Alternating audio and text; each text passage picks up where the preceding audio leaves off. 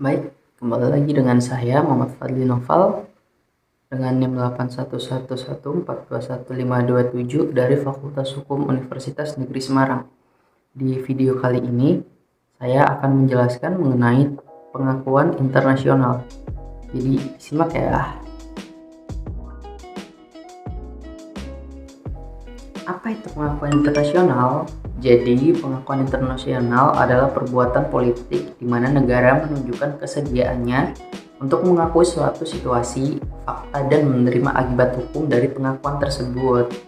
Pengakuan sendiri melibatkan hukum dan politik sekaligus. Tidak ada keharusan untuk mengakui, juga tidak ada keharusan untuk tidak mengakui. Pengakuan ini sendiri meliputi berbagai situasi. Yang pertama ada lahirnya negara baru, lalu ada suksesi pemerintahan di luar konstitusi, yang ketiga ada perubahan wilayah.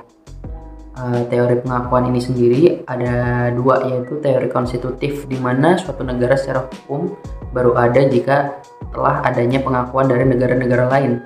Jika tidak adanya pengakuan dari negara lain, maka negara tersebut tidak dapat diakui secara hukum.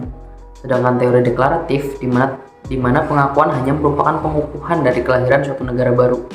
Pengakuan bukan merupakan syarat mutlak bagi kelahiran suatu negara baru. Pada pasal 3 Deklarasi Montevideo 27 Desember 1933, keberadaan politik suatu negara bebas dari pengakuannya oleh negara-negara lain. Pada Piagam Bogota dan pasal 12 Konferensi Buenos Aires 1967, lahir dan berakhirnya suatu negara adalah soal fakta. Pengakuan oleh negara-negara lain hanya mempunyai dampak deklaratif semata. Pada umumnya, kriteria untuk adanya pengakuan yang pertama adanya keyakinan stabilitas di negara tersebut, lalu adanya dukungan umum dari penduduk, serta kesanggupan dan kemauan untuk melaksanakan kewajiban-kewajiban internasional itu sendiri.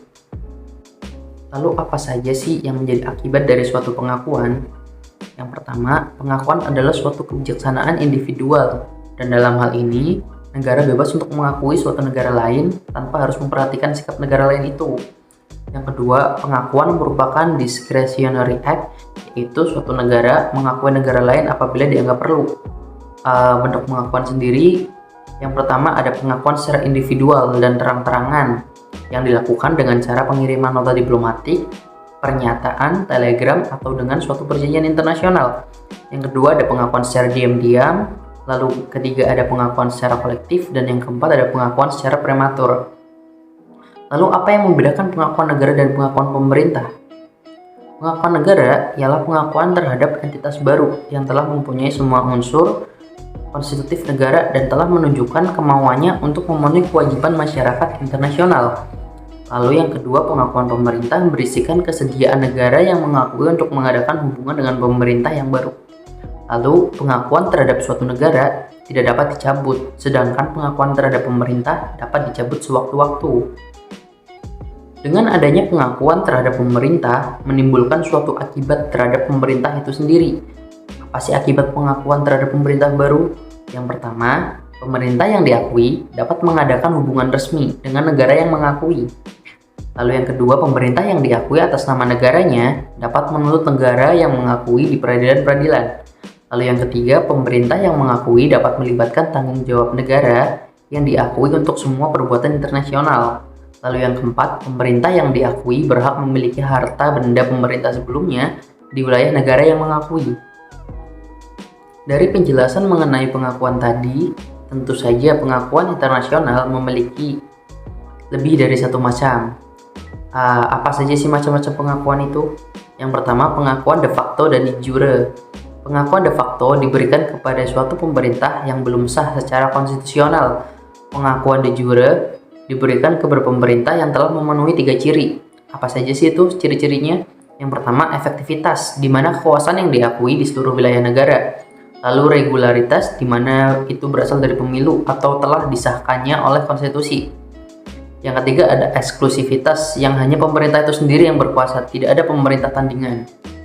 Lalu pengakuan yang kedua ada pengakuan terhadap belligerency, yang memberikan kepada pihak belligerent hak dan kewajiban sebagai negara selama berlangsungnya peperangan. Ini berarti angkatan perangnya merupakan kesatuan yang sah menurut hukum perang dan bukan para pembajak. Peperangan antara dua pihak harus sesuai dengan hukum perang. Lalu kapal-kapal perangnya adalah kapal-kapal yang sah, bukan kapal-kapal bajak laut. Lalu blokade-blokade yang dilakukan di laut harus dihormati oleh negara-negara netral. Lalu yang ketiga ada pengakuan terhadap gerakan pembebasan nasional, di mana dalam hukum internasional terdapat pengakuan terbatas kepada gerakan-gerakan pembebas nasional yang memungkinkannya untuk ikut dalam PBB atau organisasi-organisasi internasional lain. Namun pengakuan seperti ini belum bersifat universal dan masih ditolak oleh negara-negara barat seperti USA dan Inggris. Pengakuan terhadap PLO dan SWAPO atau Southwest Africa People's Organizations. Jadi itu saja mengenai pengakuan internasional. Semoga dapat membantu dalam belajar hukum internasional. Terima kasih.